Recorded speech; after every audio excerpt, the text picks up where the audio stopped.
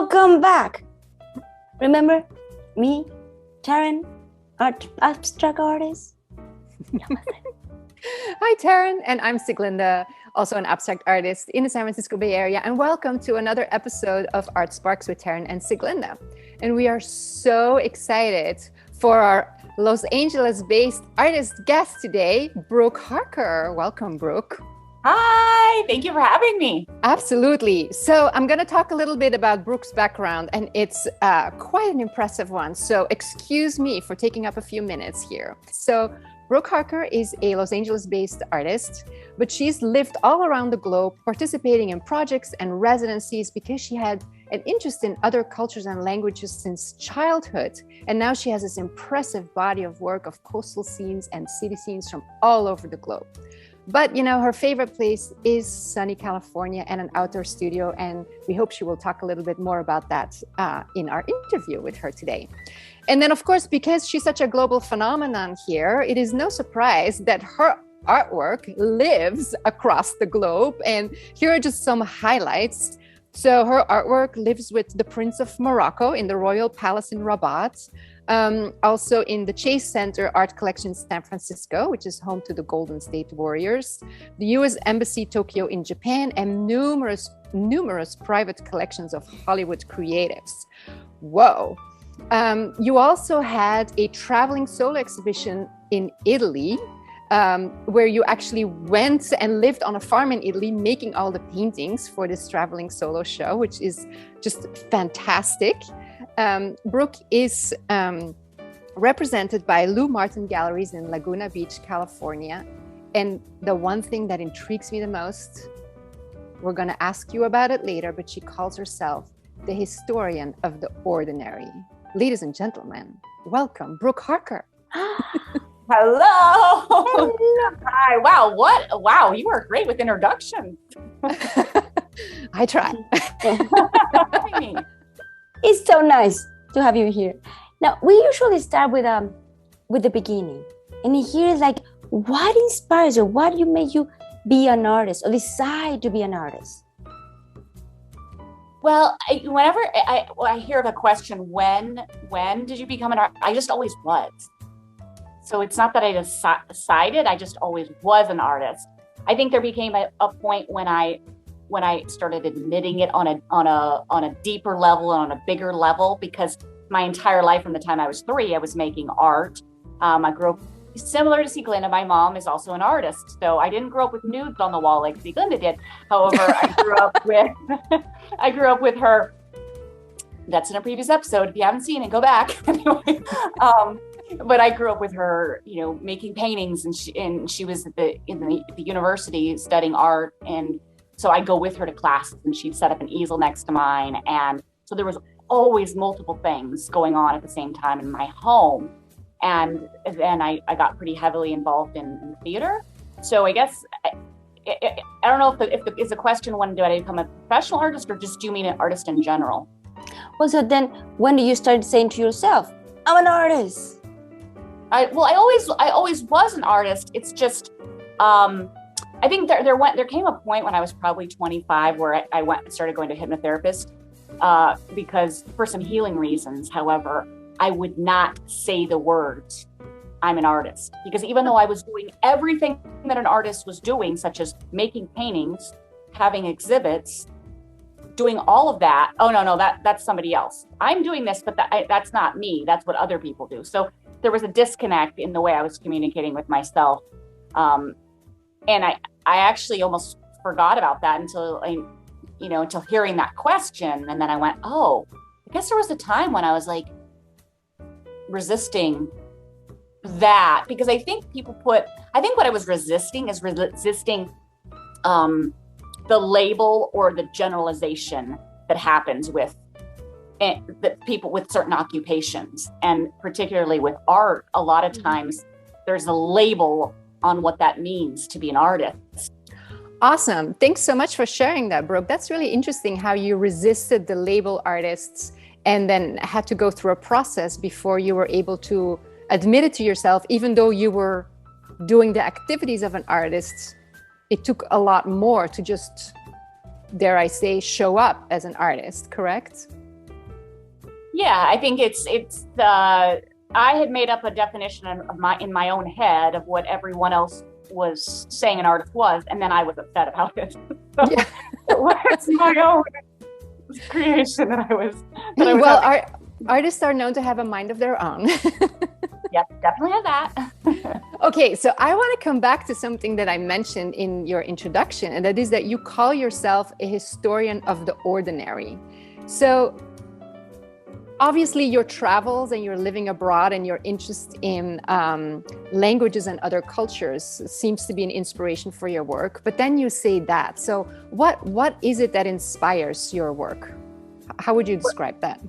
Well, with the historian of the ordinary, I get really, really excited about things that a lot of people might not get excited about. For example, I can give you the example, which I had just mentioned on our little break here.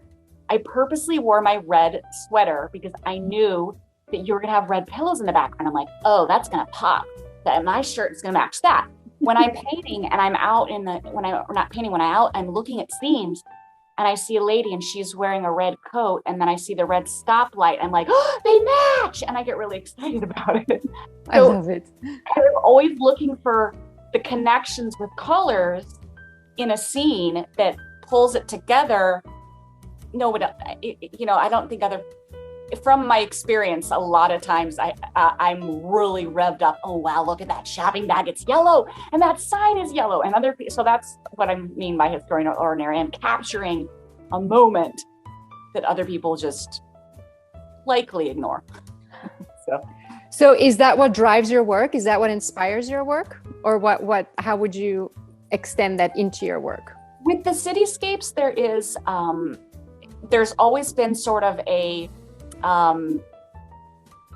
it's almost like staging. Maybe this is from my background in theater, where I feel it's a co-collaboration, where I'm fascinated by, there's all this what seemingly chaos. If a person just goes out and just snaps a bunch of pictures, there's a car moving and this is happening and the bike's going by, and there's all these moments that are happening that are collaboration. It's unknowingly people are working together and they're contributing to something.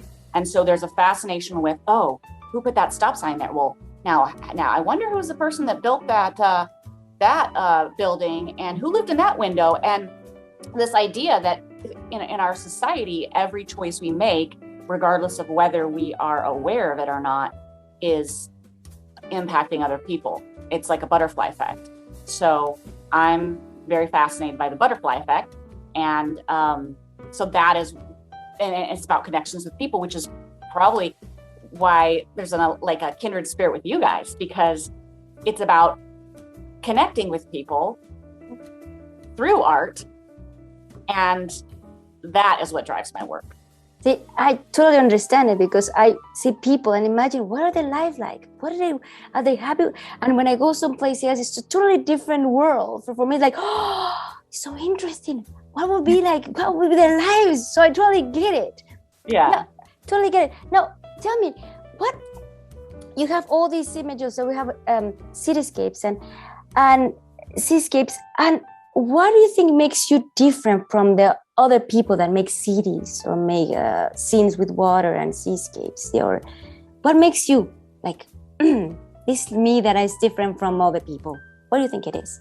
Well, it's probably that I'm the only person in the world that's me. That's probably the simplest answer. Because people can compare styles and techniques and all that all day long, but each of us is a filter. There's only one Sieglinde, there's only one Taryn. And so that's one of the things I appreciate so much about you guys, is that this desire and this interest in educating people about art, that there is an inner energetic signature in art. And so when a person is buying a piece of art, when they are looking at a piece of art, yeah, maybe someone else can go knock that art off. However, they can't really, because it's not going through the filter and the energetic signature of the person that made it. So it really comes down to, what energetic signature do you align with? What are you attracted to? What do you want? And I am so happy you say that, because this is my personal opinion, but oftentimes a cityscape or a coastal scene or a landscape is taken as such, especially if it has a photographic base. And yet I find that nothing is further from the truth, because and it has nothing to do with technical skills, but even if you give the same image, same photograph to two artists and say, translate this into a painting, both paintings could maybe depict the same recognizable scene, but the vibe would be totally different. The meaning would be totally different. The interpretation would be totally different. And like you said, like you really thrive on connections. So when you translate that scene in front of you, it will be built around your sensitivities. And I watched a beautiful video on your website that also talked about, like how you put your energy into the work, and that, your goal is that the people who watch the work pick that up. So it's so much more than a city scene, or so much more than a coastal scene, correct? Yeah, I mean, I've gone through a lot. I've dedicated so much of my life and my time and my energy to upgrading my energy, so that, when I was younger, I came from abstract painting, and that was my love of what I fell in love with first was abstract. And so I have a whole, a lot of other series, and also portrait painting and different things. But I came from a place where I wanted to express the emotions. And I love that. I love getting to do that. And then I had been learning about, are you familiar with Masaru Emoto, the Japanese scientist that studied messages in water? No, I don't think so. So you guys got to look him up. So what he does is... Okay, tell us. So he studies what water does when it's exposed to different vibrations, when it's exposed to music and sound, and when it's exposed to words like hate, and like then he would freeze it and he would put it under a microscope, and the water molecules, when it's exposed to positive thoughts, whether they're said out loud, they make beautiful crystals. And when it's exposed to anger and all those lower vibrations, they do it, and they morph like so. We got it visually. Exactly. Okay. So I went, oh, wait a minute. And then its idea is, if our body is made up of this huge amount, as 70% water, what is happening in the water in my body? And then what is going on in the canvas? So I made a very strong commitment to myself years ago that I was like, okay, when my paint overalls go on, I take care of all my energy, and I've had plenty of that to deal with in other ways, whether it's working out, meditation. I mean, the list is pretty long. But anyway, and then that energy that's going on to the canvas is for me, it's that putting a pure intention versus taking out my aggression or anger. Now, I know that some people are going to need that. They're going to need that when they might be attracted to that art because it helps them express something in themselves. That's just, for me, different than what I decided I wanted to put out. And so I left the tortured artist in my work behind. I think I can remember my last tantrum over a painting was in 2000, like meltdown. It's like really 2004. Good job. But now, I mean, it's not that I don't have emotions or things I'm dealing with, but it's almost like there's just a different way when I'm working that is constantly bringing the energy into alignment with what I want to put in the world. So sometimes I'm not even painting because I'll spend half the day getting ready to paint. So yeah, that sounds familiar. Yeah. So is that then the message that you would want to share through your paintings with people? Is that like, pay attention to your energy, to your thoughts, to your words, to get rid of the blah? Would that be the message that you're trying to bring into the world through your art? Sorry to interrupt. I guess it's not even that I'm sending a message as far as like, oh, I'm going to teach you. It's more of I'm learning, this is what I make in the learning process, and you're going to have the experience that you're going to have. And if that's whatever that is, and that's not mine to decide what their experience is going to be. So I know that I'm making these things that I'm drawn to make and create. And it does fuel me when I hear that people feel inspired. A lot of times people often say they're inspired, they're inspired by the art, but they're also inspired because of so many of the different labels that they've heard about, it being hard or something to be an artist or whatever it is. So I think there's different ways that it's going to inspire people. It's not really my job to know what that is. So there was another thing though, when you asked, that I feel like I'm embracing lately, and there's a blog that's sort of been percolating in my head for a while, but I think there's something in my art that's about belonging and finding a place to belong. Because when I'm looking for a moment, I'm looking for a moment where everything makes sense. I'm not painting where there's like a bus blocking my camera and somebody screaming into the street. I'm looking for a moment when the collaboration there's a flow where everything just in that moment where I could just hover, I could just live in that special place. And I can see where that's probably a reflection of like how I'm, like what I'm learning in life. And then I could say, well, who else is looking for, like, when are you looking for a place to belong? And if a person, I've heard you in some of your episodes talk about coming home from a long day of work, and what do you look at on the walls? And what do you want to see? And if a person can look at a painting and find a moment in that painting, whether it's, quote unquote realistic, or whether it's an abstract, if it's a place to float in that energy and belong and just go, oh, I'm okay in this space. Brooke, that's beautiful. It's almost like a harmonious belonging, like it's both a place, because you depict places as like a place to belong, but there's also this harmonious feeling, this energy to belong beyond the place, like within. It's like within and without. Yeah. Thank you. I love how you piece that together. Thank you. Sometimes that happens in these interviews. Yeah. Yeah, that's how I feel it now. Well, I hadn't told anyone that yet. This has been a blog that for at least 2 years I'll write about it and then haven't done anything with it. And then it kind of popped into my head a little bit today. The other thing is that with you, in the abstract world, a lot of times people assume that my work is representational because it looks representational. It's an illusion. If you zoom in, to me, they're abstracts. Lots of little, like, I'm looking at all the brushstrokes and I'm in the world of that color. It's an abstract to me. To other people, they want to say, well, what is that? And I'm like, well, it can be, to you, it looks like you think it's Paris, you think it's San Francisco, you think it's New York, but it's a painting, it's an illusion. It's not.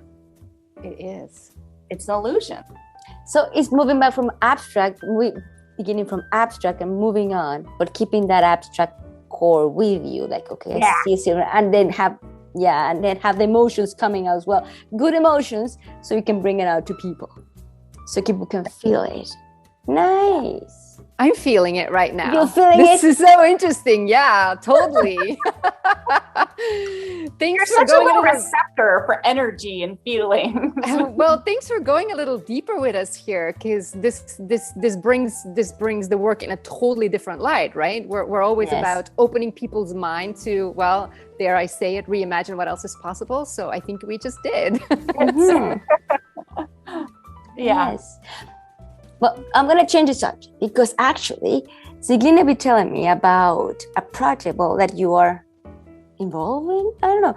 The Saturday Night Light art shows. Yes.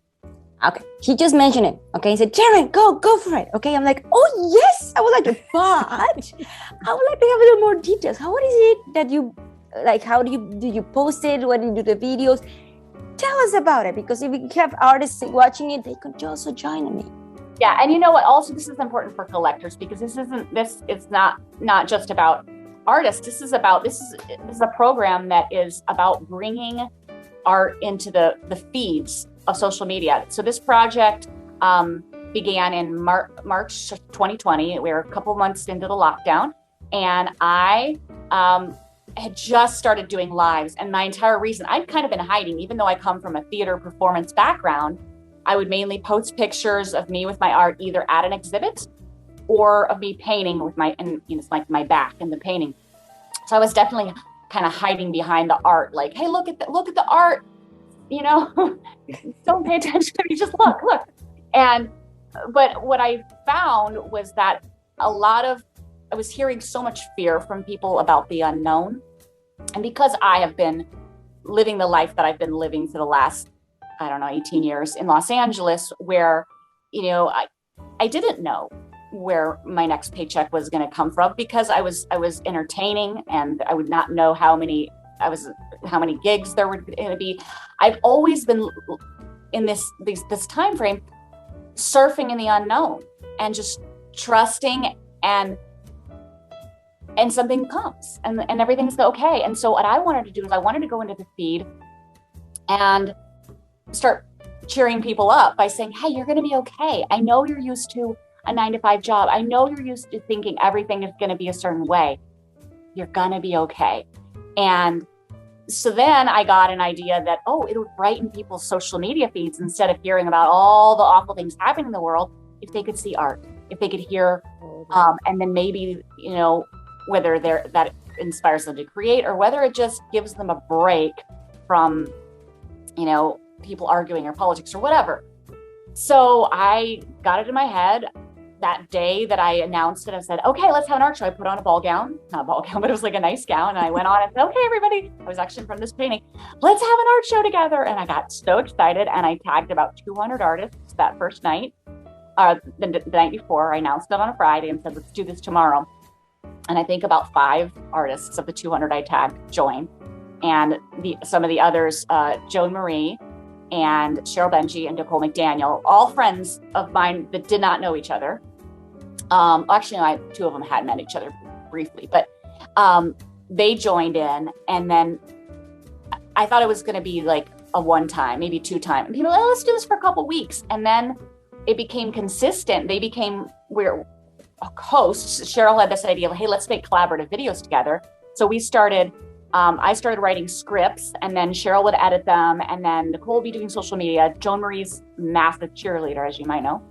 And then we started rallying other artists to do this. So it's been going on for a year and a half now. I have over like 80 some videos. People can they go live in their feed or they pre-record something or they share a piece of art. One of the things for art collectors is if you're living your life and you're busy and you're working, you've got your family, and the only artists that a person knows about are the ones that history has told us about, Picasso, Renoir, all the, those people, the ones that are in museums or the uber famous ones. So how does a person connect with original art? Let's say if they're not going out and going to galleries and going to art shows, especially when some of the artists that are out there maybe have amazing work and they're not even showing it. They're waiting for somebody to give them permission to share their work. So this is a way to bring education and awareness to art. I mean, we have anywhere from children. We have usually there's always 2 children in India that kick off the day. That we have from children to like world-renowned artists that are doing this, and it's not about where a person's at in their art career as much as are they willing to be the person that shares something without knowing. It's like the butterfly effect. So I think it kind of aligns with my work. Hey, you're going to put that energy out there and you don't know what's going to happen, and woohoo! And it really is a butterfly effect, because what I like about it, you once described it as a wave of art shows around the globe, because you invite artists to like you say, to actually go live or post a video sharing one piece of artwork, right, with themselves. But it's on Saturday nights between 6 and 9 p.m. local time zone. So they start in Asia, and then it is this wave, like as it becomes 6 to 9 p.m. somewhere else, of artists going live or posting a video sharing their artwork. And then you have this, SNL art shows hashtag. So for people who don't know how to discover interesting art, they can just do a hashtag search, and all of a sudden they're meeting contemporary artists of all levels from around the globe. And it is a butterfly effect, right? Like the flutter of the butterfly wing here, and look what it becomes after the 24 hours are up. But then also in, I think, sharing audiences, because if you go live and you use the hashtag, and then I go live and I use the hashtag, and then all of a sudden, you post on your channels, I post on my channels, and Taryn posted on her channels, and all of a sudden we get this crisscross of audiences, which adds to the butterfly effect of really bringing, instead of staying in our own lane, we're taking up all the lanes together.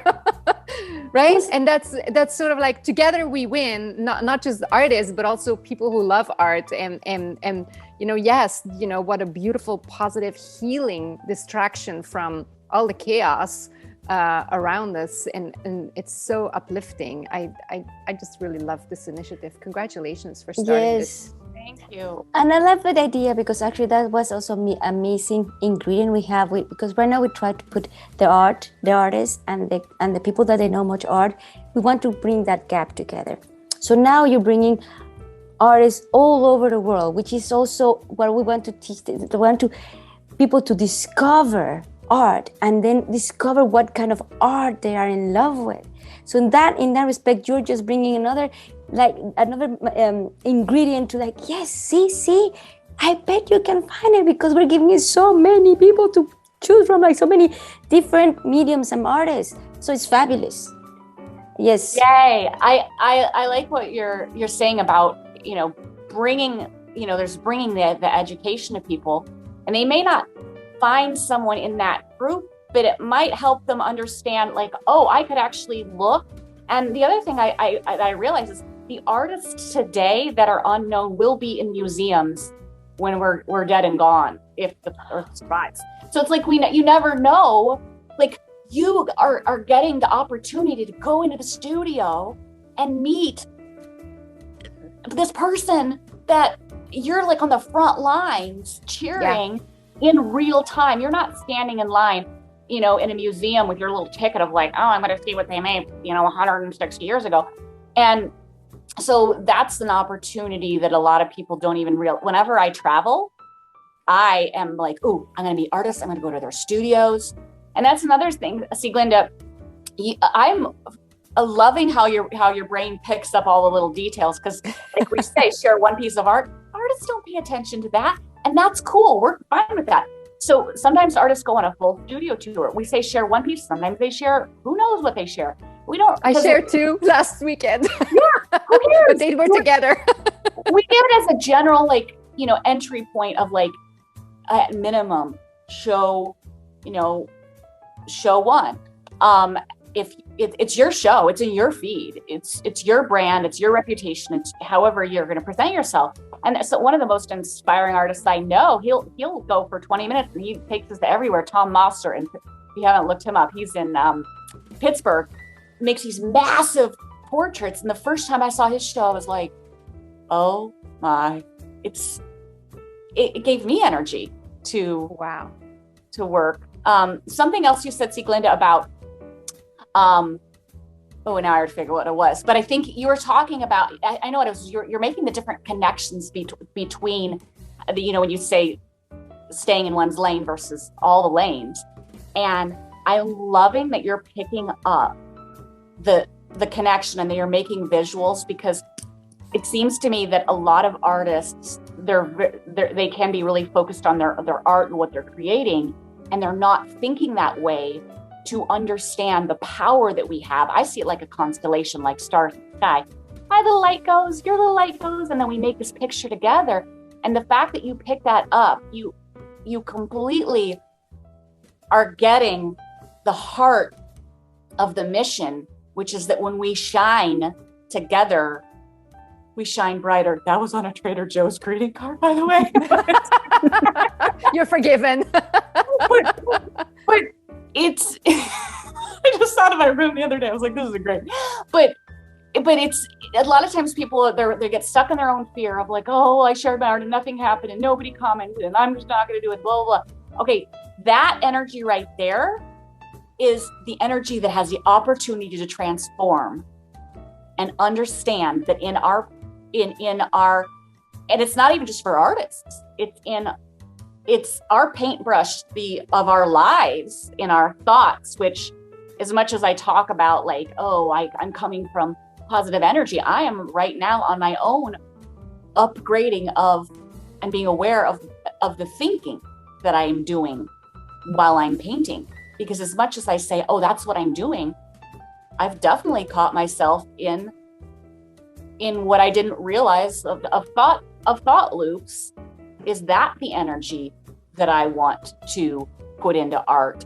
So into the world. And so art, regardless whether someone's an artist or not, we all have the opportunity to create our lives and to create the energy we're putting out. So hopefully that's something that, when someone looks at art and like you talked a lot about if a person, feels something when they look at an abstract, their ability to feel something. And I love how you're also someone in a different situation where you'd said, oh, it shifts the state, it shifts a mindset, it shifts energy.